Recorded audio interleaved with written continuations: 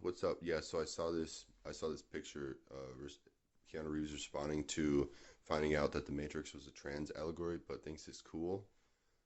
And then there's this someone posted Keanu Reeves is like that one straight dude in your psychology class that handles you coming out better than literally everyone you know for no understandable reason, even though he knows nothing about anything. So here's my impression of Keanu Reeves finding out that you're trans. Oh, cool. Wait a minute. What are your pronouns? Cool.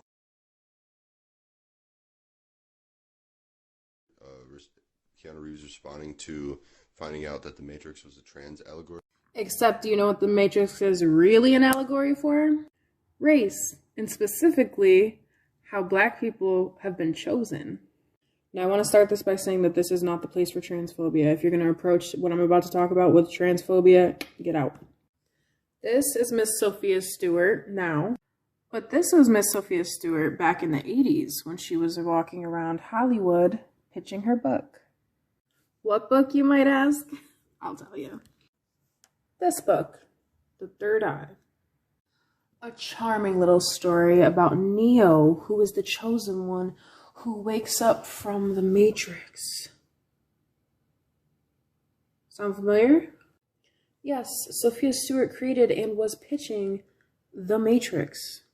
But not only that. The book and story The Matrix, also as known as The Third Eye, that Sophie Stewart written's predecessor, its prequel, is The Terminator.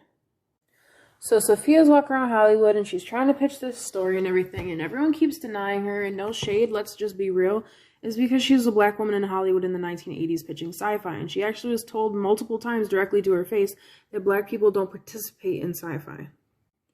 Which is bullshit. So you can imagine Miss Sophia's surprise when she was sitting in the movie theater for another film and saw the preview for this film. Gutted. So not only is she handling the fact that this was stolen from her, she's giving it a couple years, and then she sees the preview for this. And unfortunately, in the 1990s, a black woman running around claiming that she wrote two of the greatest franchises in sci-fi history just wasn't happening. No one was hearing her out. And that's also because of these two. Formerly known as the Wachowski brothers, the Wachowski sisters, get all this credit as not only spearheading one of the best sci-fi franchises ever to touch screen, but also as transgender advocates and kind of champions. The Matrix's whole plot was about how black people were the chosen ones and how they need to break away from the conformity of white society to realize who they truly are in this world.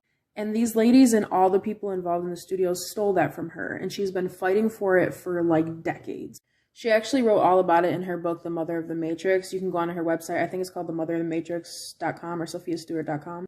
So the Wachowskis deny her ever creating anything. They say that they created it. They whitewashed the entire cast when everyone's supposed to be black, and except for the agents who were white in the story too.